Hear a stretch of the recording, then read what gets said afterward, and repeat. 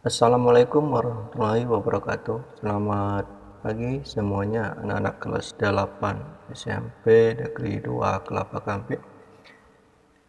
Kali ini kalian akan belajar PKN.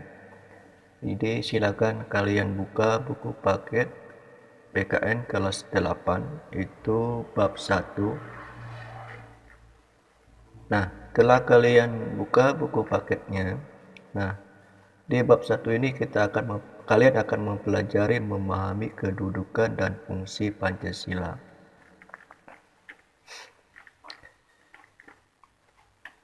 Nah, pada sub pertama ini, itu yang akan kalian pelajari adalah arti kedudukan dan fungsi Pancasila.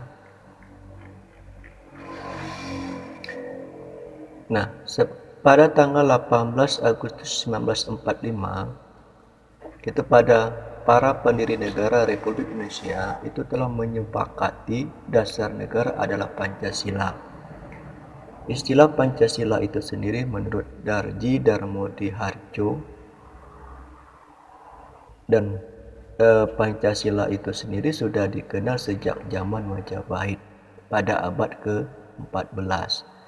Nah, kemudian juga terdapat istilah Pancasila itu di dalam buku Nagara Kertagama karangan Prapanca dan buku Sutasoma karangan Tantular. Istilah Pancasila dalam bahasa Sanskerta yaitu adalah panca dan sila artinya sendi atau azas. Berarti batu sendi yang 5 juga berarti pelaksanaan kesusilaan yang 5. Nah, jadi Bapak ulangi, arti Pancasila itu adalah panca itu 5, sila itu adalah sendi atau azas. Yang artinya batu sendi yang 5 juga berarti batu sendi yang 5, pelaksanaan kesusilaan yang 5. Nah, di dalam buku Sutasoma tersebut ada 5 sendi yang ada 5 sendi yang mesti dilaksanakan oleh masyarakat. Yang pertama adalah dilarang melakukan kekerasan. Kemudian yang kedua dilarang mencuri, dilarang berjiwa dengki, dilarang berbohong, dan dilarang mabuk ataupun minuman keras. Istilah Pancasila dalam kehidupan kenegaraan dikenal pertama kali oleh Insinyur Soekarno dalam sidang BPUPKI tanggal 1 Juni 1945. Menurut beliau, Pancasila itu adalah jiwa bangsa Indonesia yang turun-menurun sekian abad lamanya terpendam bisu oleh kebudayaan Barat. Dengan demikian, Pancasila itu tidak saja falsafah negara, tetapi lebih luas lagi, yaitu falsafah bangsa Indonesia. Ya, jadi Bapak ulangi bahwa Pancasila itu sudah menjadi jiwa bangsa Indonesia yang turun-menurun. Jiwa berarti sudah menyatu di dalam raga. Ya. Berarti Pancasila itu sudah menjadi karakternya bangsa Indonesia. Kemudian Muhammad Yamin itu menjelaskan bahwa Pancasila itu berasal dari kata panca yang berarti 5 dan sila berarti sendi, atas, dasar atau peraturan tingkah laku yang penting dan baik.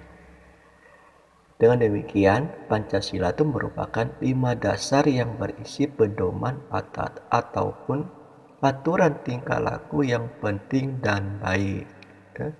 Seperti halnya yang kita ketahui, Pancasila itu tanggal 18 Agustus itu ditetapkan sebagai dasar negara sebagai tertuang dalam alinea keempat pembukaan Undang-Undang Dasar 45. Nah, bagaimana dengan fungsi dan peranan Pancasila? Yang pertama adalah Pancasila sebagai jiwa bangsa dan Indonesia. Apa maksudnya? Maksudnya adalah Pancasila agar Indonesia itu tetap hidup dalam jiwa bangsa Indonesia. Jadi fungsinya agar Indonesia itu tetap hidup dalam jiwa bangsa Indonesia. Jiwa itu harus menyatu di dalam raga. Pancasila sebagai kepribadian bangsa Indonesia. Maksudnya adalah Pancasila itu sebagai hal yang memberikan corak khas bangsa Indonesia dan menjadi membedakan bangsa kita dengan bangsa lain. Yang ketiga adalah Pancasila sebagai sumber dari segala sumber hukum. Pak ulangi, Pancasila adalah sebagai sumber dari segala sumber hukum. Maksudnya adalah Pancasila itu berfungsi sebagai sumber hukum yang mengatur segala hukum yang berlaku di Indonesia. Ya. Nah, artinya apa? Semua hukum itu harus tunduk dan bersumber dari Pancasila. Nah, di kelas 7 kan telah belajar kalian itu tentang norma hukum. Ya. Nah, sumber hukum itu kan banyak, undang-undang dasar, undang-undang, peraturan pemerintah, peraturan presiden, peraturan daerah. Nah, semua peraturan yang Bapak sebutkan tadi adalah harus bersumberkan kepada Pancasila. Yang keempat ada Pancasila sebagai perjanjian luhur. Maksudnya adalah disepakati melalui sidang panitia persiapan kemerdekaan tanggal 18 Agustus 1945. Artinya apa? Memang telah disepakati ya melalui sidang PPKI tanggal 18. Makanya dikatakan perjanjian luhur. Nah, walaupun disahkannya Pancasila hanya oleh sebuah PPKI, tetapi PPKI sebenarnya adalah suatu badan yang mewakili seluruh rakyat. Jadi Pancasila merupakan hasil perjanjian bersama rakyat. Yang kelima adalah Pancasila sebagai cita-cita tujuan bangsa Indonesia. Kemudian yang keenam, Pancasila sebagai satu-satunya azas dalam kehidupan bangsa Indonesia. Nah, ini bisa kalian baca sampai yang ketujuh dipahami. Nah, untuk kali ini, untuk lebih memahami fungsi Pancasila, ya, ini Bapak berikan kalian untuk memahami fungsi Pancasila itu dengan menjawab pertanyaan yang Bapak berikan.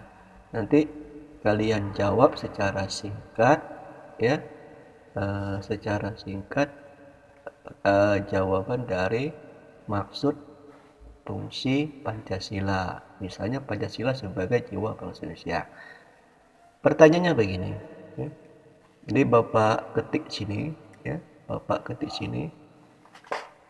Sebutkan contoh penerapan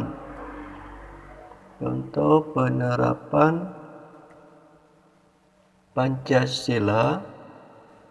Ini Bapak copy.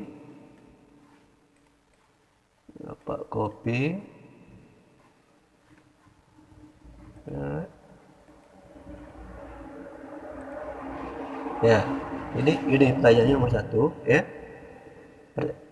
Sebutkan penerapan Pancasila sebagai jiwa bangsa Indonesia, ya. Nah, ini kalian berikan 3 contoh, ya. Jadi kalian berikan 3 contoh penerapan Pancasila sebagai jiwa bangsa Indonesia, ya. Ini yang pertama pertanyaannya, ya. Nah, yang kedua ini dah pertanyaannya. Ya, sebutkan contoh penerapan. Jadi Bapak copy, ya, Bapak copy sini. Pancasila sebagai kepribadian, ya, Bapak copy sini. Ya, Bapak copy di sini. Ini dia, ya. Ini dia pertanyaannya. Nomor 2, ya. Nomor 2. Pertanyaan nomor 2. Oke. Nah, yang nomor 3. Oke. Sebutkan contoh penerapan Pancasila Ini Bapak copy.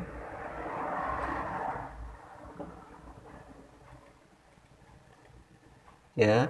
Nah, ini dia, ya.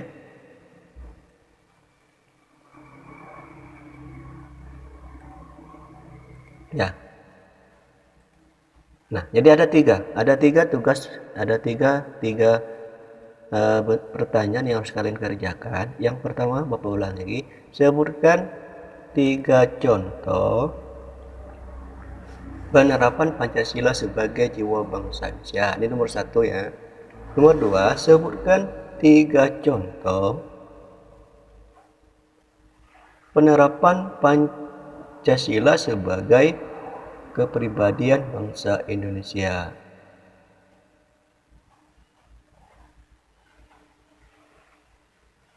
Yang keempat adalah sebutkan